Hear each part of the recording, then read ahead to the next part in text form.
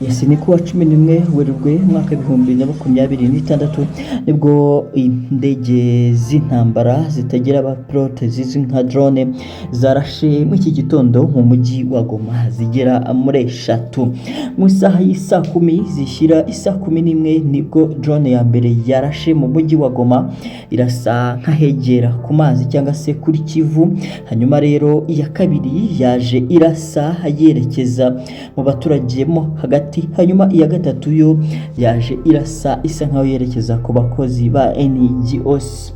Nyuma batatu muri bo bikaba byatumye bahita bitaba Imana nubwo imibare itaramenyekana yanyayo. Gusa iyi niyo mibare Lawrence Kanyuka umuvugizi wa ACM23 amaze gutangaza ubu tuvugana, nje tukaba tugaruka no kwitangazo amaze gushyira hanze. Hanyuma rero abakozi mumwe mu bakozi ba UN w'umufaransa kazi akaba nawe yamaze kwitaba Imana. Ndaje tubigarukeho byose. Uyu umukozi wa UNICEF yitwa Karine Bisud. Uyu rero yari umukozi wa UNICEF hanyuma akaba yamaze kwitaba Imana nkuko muyibonye muri video iri imbere yanyu twatangiranye.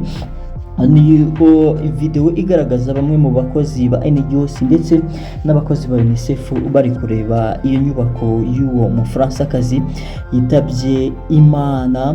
Hanyuma akaba yaguye mu bitero nyine by'izo drone ko zigera muri 3 zikekwa ko zarashwe n'igisirikare cya Congo FARDC cyangwa se ubutegetsi bwa Kinshasa. Hanyuma rero Lawrence Kanyuka ndetse na Bertrand Bisimwa bakaba bamaze gusohora amatangazo, nje tukaba tuva imuzingo yose biyamiriza cyangwa se aka kagamane gakomeje kuba mu gihe bari mu gihe cy'agahenge, ariko bo bakaba bagumye kurasa amadrone cyane cyane mu mujyi wa Goma. Bamwe mu basesenguzi bati ACM23 yararegeje cyane rwose yibagiye yuko ari inyeshyamba, hanyuma isa nkaho yibagiwe ibintu byose, ari nacyo gituma indege z'intambara zirasa mu mujyi wa Goma.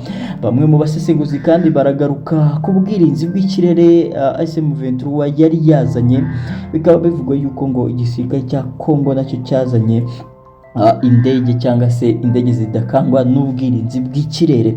Byose ndaje tube tubiva imuzingo nkubwire ngo ni bande bapfuye, ese koko mu baturage hari abapfuye, ese koko hari n'indi mibare byibura yerekana ko hari abandi baba bapfuye.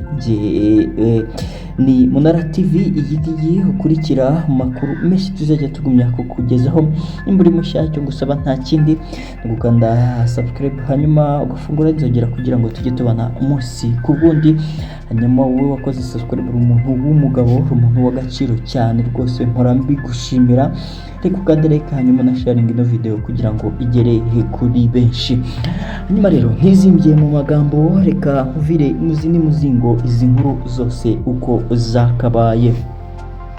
Ku munsi w'ejo rero ubwo ACM23 tumwe mu dutero shuma twatangiye tugwa mu mujyi wa Goma, tubunda dusanzwe twarasaga mu mujyi wa Goma, ariko bakaza kuvuga ko ari ibisambo. Bamwe muri bo bikaba bivugwa yuko banafashwe. Hanyuma rero mu masaha y'isa 10 zishyira isa 11 nibwo indege ya mbere nyine nkuko nabibabwiye yarashe mu mujyi wa Goma, ariko nkwerekeza ku ruhande rwa Kivu. Hanyuma ACM23 ntago yahise igira ikitangaza, ahubwo indege ambulance mu mbabarire nizo zahise zihutira kujya gutabara abazimya, bari abashinzwe kuzimya bakizimya moto nabo bihutira kujya gutabara. Bakiri mu nzira bataragerayo, indege ya kabiri nibwo yahise irasa noneho mu gice cy'isa nkaho gituyemo abaturage. Kugeza ubu ntituramenya ngo hari abaturage bangahe bitabye Imana cyangwa se bakomerekeye muri iki gitero cy'iyo drone ya kabiri. Iya gatatu yo yaje rero irasa aho abakozi ba NGOs ndetse n'abakozi ba UNICEF batuye. Abakozi batatu ba NGOs bakaba bitabye Imana ndetse n'umukozi umwe w'umufaransa kazi yakoreraga UNICEF, Karine, akaba ari we witabye Imana. Uyu yarazwi cyane kuko yabanaga na mugenzi we yari iri mu kiruhuko, niko amakuru atugeraho avuga. Hanyuma rero nagerageje guhamagara mugenzi wacu uri mu mujyi wa Goma, hanyuma ambwira ko uyu mukozi waguye ku iki gitero cy'iyi drone yarashe akiri mu masaha ya mu gitondo ataranabyuka.